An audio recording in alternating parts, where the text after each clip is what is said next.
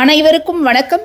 நான் தமிழரசி பாலமுருகன். இந்த பதிவில் நம்ம பார்க்க போகிறது இந்த மாதம், அதாவது 2025 ஆகஸ்ட் மாதத்தில் வரக்கூடிய திரிபுஷ்கர யோகம் எந்த நாட்களில் வருது, எந்த நேரத்தில் வருது, அதை தான் நம்ம இப்போ பார்க்க போகிறோம்.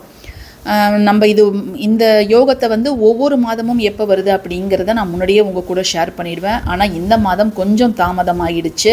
ஸோ இன்றைக்கி தான் நான் உங்கள் கூட ஷேர் பண்ணுறேன். ஏன்னு கேட்டிங்கன்னா, நாளைக்கு தான் முதல் திரிபுஷ்கர யோகம், இந்த மாதத்திற்கான முதல் திரிபுஷ்கர யோகம் நாளைய தினம் புதன்கிழமையில் வருது. நிறைய பேருக்கு இந்த திரிபுஷ்கர யோகம் அப்படின்னா என்ன அப்படிங்கிறது ஏற்கனவே தெரிஞ்சிருக்கும். தெரியாதவங்களுக்கு சுருக்கமாக நான் சொல்லிடுறேன். இந்த திரிபுஷ்கர யோகம் அப்படிங்கிறது ஒரு மாதத்தில் மைத்ரேய முகூர்த்தம் மாதிரி 2 அல்லது 3 நாட்களோ வரும். அந்த நாளில், அந்த குறிப்பிட்ட நேரத்தில் நம்ம சில விஷயங்களை செய்யும் பொழுது அந்த விஷயங்கள் மறுபடியும் நம்ம வாழ்க்கையில் மீண்டும் நடக்கக்கூடிய ஒரு சூழலை ஏற்படுத்தும். அப்படிப்பட்ட ஒரு சிறப்பான யோகம் தான் அந்த திரிபுஷ்கர யோகம் அப்படின்னு நம்ம சொல்கிறோம்.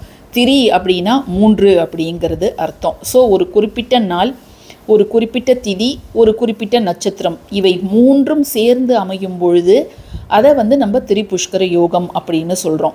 எப்படி நல்லவற்றை செய்தால் திரும்ப நடக்கக்கூடிய ஒரு சூழல் ஏற்படுமோ, அதே போலவே நமக்கு வேண்டாதவற்றை, நமக்கு விருப்பம் இல்லாதவற்றை, ஒரு கஷ்டம் நமக்கு வருதுன்னா அந்த நேரத்தில் திரும்பவும் அந்த கஷ்டம் திரும்ப வருவதற்கான சூழலும் ஏற்படும்.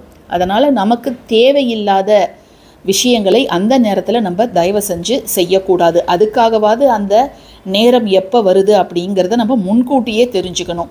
எடுத்துக்காட்டாக, இப்போ மருத்துவமனைக்கு போகிறீங்க, அந்த நேரத்தில், அந்த யோகம் இருக்கக்கூடிய நேரத்தில் நீங்கள் மருத்துவமனைக்கு போகிறீங்கன்னா திரும்பவும் அந்த மருத்துவமனைக்கு போகக்கூடிய சூழல் நமக்கு ஏற்படலாம். அதாவது நோய் அப்படிங்கிறது இழுத்துக்கிட்டே போகலாம், தீராமல் அது வளர்ந்துக்கிட்டே போகக்கூடிய ஒரு சூழல் ஏற்படும்.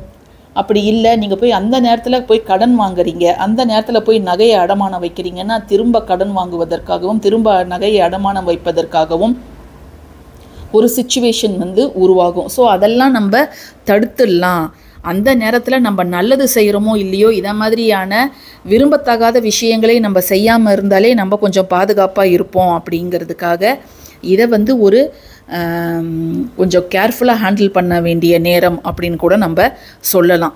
பொதுவாக இந்த காலகட்டத்தில் தங்கம் வாங்குவது ரொம்ப குதிரை கொம்பாக இருக்குது, நினச்சே பார்க்க முடியாது போல இருக்குது. ஸோ இந்த நேரத்தில் நம்ம அதற்கு தங்கம் வாங்குவதற்கு பயன்படுத்தினா அட்லீஸ்ட் 1 கிராம், அது கூட இல்லையா, ஒரு 1/2 கிராம், அதை மட்டும் நீங்கள் வாங்கினீங்கன்னா மறுபடியும் தங்கம் வாங்குவதற்கான சூழல் ஏற்படும்.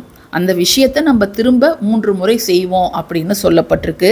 அதுதான் திரிபுஷ்கர யோகத்தோட சிறப்பம்சம். ஸோ இந்த நேரத்தில் நம்ம என்னெல்லாம் செய்யலாம்? நகை வாங்கலாம், நகை சீட்டு கட்ட ஆரம்பிக்கலாம், புதுசாக எஃப்டி போடலாம், வாங்கின கடனை அந்த நேரத்தில் போய் அடைக்கலாம், அடமானத்தில் இருக்கக்கூடிய நகையை அந்த நேரத்தில் போய் நம்ம பே பண்ணிவிட்டு அந்த நகையை வீட்டுக்கு கொண்டுட்டு வரலாம், தான தர்ம காரியங்கள் அந்த நேரத்தில் செய்யலாம், மந்திர ஜபங்கள் பண்ணலாம், கோவிலுக்கு போகலாம். இப்படிப்பட்ட நல்ல விஷயங்களை நீங்கள் அந்த நேரத்தில் செய்வது அப்படிங்கிறது நல்லது. அல்லது புதுசாக ஏதாவது பூஜை சாமான்கள் வாங்க போகிறீங்க, வெள்ளி விளக்கு, அதெல்லாம் நீங்கள் தாராளமாக செய்யலாம். எதெல்லாம் விரும்பத்தக்க விஷயங்களோ அதை நீங்கள் தாராளமாக செய்யலாம். நமக்கு விருப்பம் இல்லாத விஷயங்களை அந்த நேரத்தில் தவிர்ப்பது அப்படிங்கிறது நல்லது. சரி, இந்த நேரத்தை எப்படி கணக்கு பண்ணுறாங்க அப்படின்னு பார்த்தீங்கன்னா, இது 3 கிழமைகளில் அடிப்படையாக கொண்டு வருங்க. சனி, செவ்வாய், அதுக்கப்புறம் ஞாயிற்றுக்கிழமை, இது இப்படி வரும். அப்படி இல்லைன்னா சனிக்கிழமை நடு ராத்திரியில், இல்லைன்னா சனிக்கிழமை ஏர்லி மார்னிங், அதை மாதிரி இந்த 3 கிழமைகளை ஒட்டி தான் இந்த திரிபுஷ்கர யோகம் அப்படிங்கிறது வரும். குரு புஷ்கர யோகம் அப்படிங்கிறத நீங்கள் கேள்விப்பட்டிருப்பீங்க. அது வியாழக்கிழமையும் பூச நட்சத்திரமும் சேர்ந்து வருவது குரு புஷ்கர யோகம் அப்படின்னு சொல்லுவாங்க. இந்த நாட்களை நம்ம சரியாக பயன்படுத்தும் பொழுது நம்ம வாழ்க்கையில் மேலே மேலே நம்ம உயர்ந்துக்கிட்டே போகலாம். இப்போது இது நீங்கள் தங்கம் வாங்கக்கூடிய ஒரு திட்டம் உங்கள் கையில் இருக்குது, கொஞ்சம் பணம் என்கிட்ட இருக்குது, எந்த நாளில் வாங்கிறது அப்படின்னு எனக்கு தெரியல அப்படின்னா, இப்போ நம்ம சொல்லக்கூடிய 3 நாட்களில் கடைசியாக வரக்கூடிய நாளை நீங்கள் பயன்படுத்திக்கோங்க. ரொம்ப ரொம்ப நல்ல நாள். இதில் போயிட்டு நீங்கள் மற்றவங்க கிட்ட கடன் வாங்கி தங்கம் வாங்கணும் அப்படின்லாம் கிடையவே கிடையாது.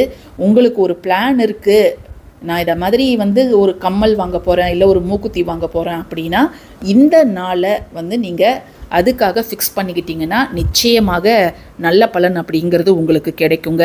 சரி, இப்போ வாங்க எந்தெந்த நாள் என்ன நேரத்தில் அந்த திரிபுஷ்கர யோகம் வருது அப்படிங்கிறத பார்த்துடலாம். இப்போது நாளைய தினம் ஆகஸ்ட் 20ங்க, நாளைக்கு புதன்கிழமை. சில பேர் யோசிக்கலாம், நீங்கள் வந்து செவ்வாய் சனி ஞாயிறு தானே சொன்னீங்க, இது என்னங்க முதல்ல புதன்கிழமை வருது அப்படின்னு பார்த்தீங்கன்னா, அதாவது இந்த 3 நாட்களை ஒட்டி தான் வந்து இந்த யோகம் அப்படிங்கிறது அமையும். ஏன்னா திதி நட்சத்திரம் எல்லாம் ஒன்று சேர்ந்து வரணும் அப்படிங்கிறதால இது செவ்வாய்க்கிழமை இரவு, இது வந்து புதன்கிழமை வெடிகாலையில். அதனால் இந்த நேரம் வந்து பார்த்திங்கன்னா நாளைக்கு இன்று இரவு புதன்கிழமை விடியற்காலை ஏர்லி மார்னிங் 1:07 மணி முதல் 5:53 மணி வரை. இப்போது நாளைக்கு வரக்கூடிய இந்த நேரத்தில் அதிகாலை நேரமாக இருக்கிறதால இதில் நம்ம வந்து பெருசாக ஒன்றும் நம்ம வெளியில் போயிட்டுலாம் எதுவும் பண்ண முடியாது.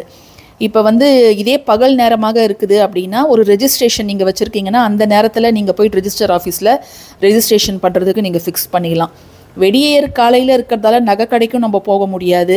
அந்த மாதிரி ரெஜிஸ்ட்ரேஷன் வேலைகளோ அல்லது போஸ்ட் ஆஃபீஸில் போயிட்டு ஒரு எஃப்டி ஆரம்பிக்கிறதோ இல்லை புதுசாக பேங்க்குக்கு போயிட்டு ஒரு அக்கௌண்ட் ஆரம்பிக்கிறதோ இதெல்லாம் நம்மளால் இந்த நேரத்தில் செய்ய முடியாது.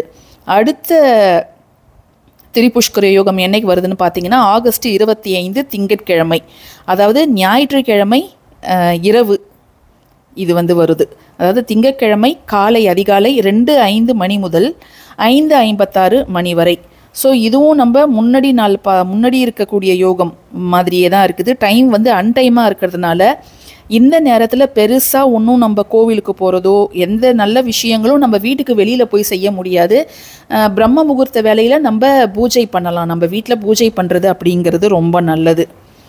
நம்ம கடைசியாக வருது பாருங்கள், ஆகஸ்ட் 30 2025 சனிக்கிழமை. இது வந்து ரொம்ப ரொம்ப டாப்பான நாளுங்க, சூப்பரான நாள். இது வந்து பார்த்திங்கன்னா காலையில் 5:58 மணி முதல் 2:37 மணி வரை இருக்கின்றது.